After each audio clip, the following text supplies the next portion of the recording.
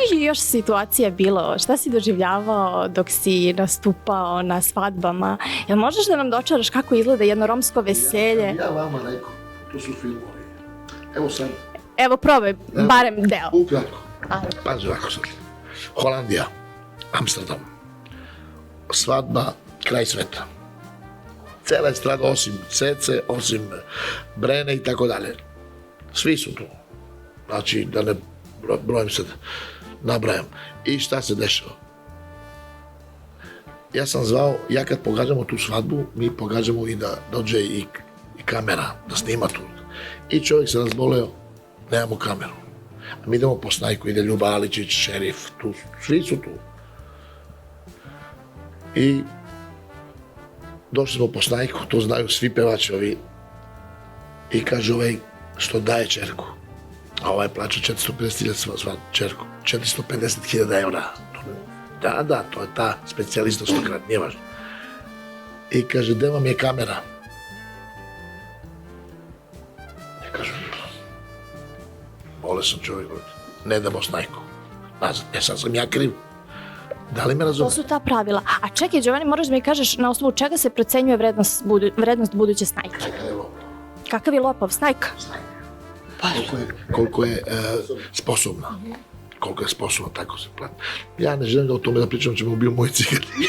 Ne, mene sad zanima, stvarno me interesuje. Na koji način se to procenjuje? Kad kažeš 450.000 evra, ja sad... Snajka od 30.000, 50.000. Ali ja sam pevao od 700 snajka, pusti me to. A šta fali ovima od 50.000 evra, je li to... Slabo naj se okućim pare. Ja, to je stvarno... Donesu, brate, po kilo, dva. To su lepota Božja. Još morate dođem kod vas na procenu, me živo zanima koliko bih ja tamo vredila. Ispod $500.000 na pristaje. Ja te problem dođe. Kada se dešavalo da provodadžišaš nekad? Šalim se. Pazi ovako što se dešava dalje. Ali sam imao jednog foliranta, mog prijatelja, od malena smo zajedno, on se zove Gumeni, on živi u Dizladržu. Uvek kad se mi gledamo, kad lažemo, to mora da to puca, da to bude tačno. Lažete jedni drugi ili lažete... Lažemo nas. Lažete narod, dobro. Lažemo, da. I ja kažem njemu, slušaj, ovo je sad film. Ja kažem, jel možeš ti sa onu malu kameru tvoju, a moj kombi, malu kameru da snimaš pa će da prebaciš taj snimak u veću kameru. Kako ne mogu, Giovanni?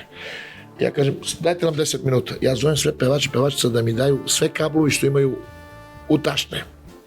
Sve ono što imaju. I ja ga vežem kablovima tamo, vamo i na auto da stoji. Na kombi. Sam ti pričao to? Nisi? Na kombi. Ali uzmem malu ovu navigaciju. Šta se dešava? I sad on snima, nema ništa. Navigacija radi. Zaboravim da ugasi. Da. I sad mi čekamo, evo kaže brate, evo specijalno za tebe. To, Giovanni. I kad odjednom za 50 metra skrenite levo. Navigacija nije ugasio. Jao. Nije ugasio navigaciju. Ja kad njom Gumeni, jao kako sad. Kunemo se to, majke mi. Eto i najboljima se dešava. Da. I ja sam tu pravio neku gužvu i tako dalje i to je prošlo. I on snima, ali kad ne ugasi to, znaš čemu se radi, ne sme da to će nas ubiju. Pa ljudi prave najmilijarderske svadbe. Su to stvarno milionske svadbe, kako se priča. I imali smo priliku da vidimo i torte koje su na 10 spratova, pevači koji dolaze poput Cece, Lukasa koji pevaju isto i prave show program. Da, to sam prosto čula da jednostavno se štedi se celog života za taj dan. Pa pazi, vi sad mešate cigane. Znači imamo Rim, Milano, Pariz, to su ti kraljevi.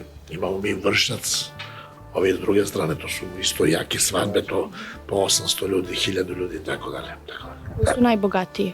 Najbogatiji Parizani, iz Pariza. Najbogatiji ti cigani koji prave pored Champs-Élysées, najjače svadbe i tako dalje. Tu dolaze dosta svadbe, ovi muzičari, pevači najveći i tako dalje.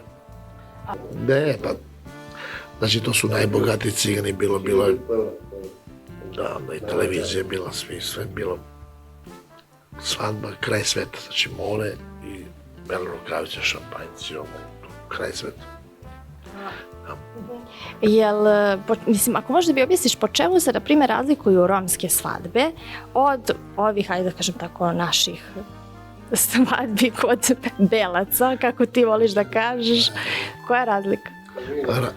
Ne, ima razlike, kako nema razlike, belci ne plaćaju snajke, one uzimaju gotovo, zaljubila se gotovo, mi plaćamo.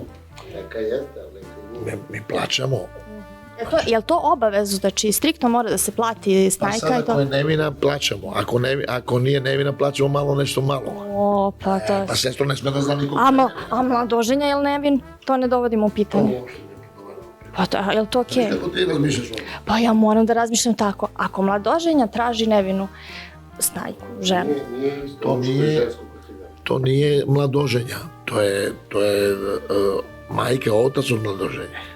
Oni traže snajku da nije imala nikoga. Da li me razumiješ? Da, to razumem. Eto, to je ta kombinacija. I mnogo se razlikuje, kako ne, mnogo se razlikuje.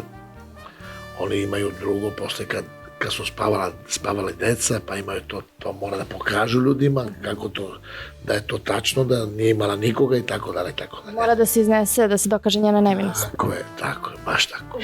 Eto.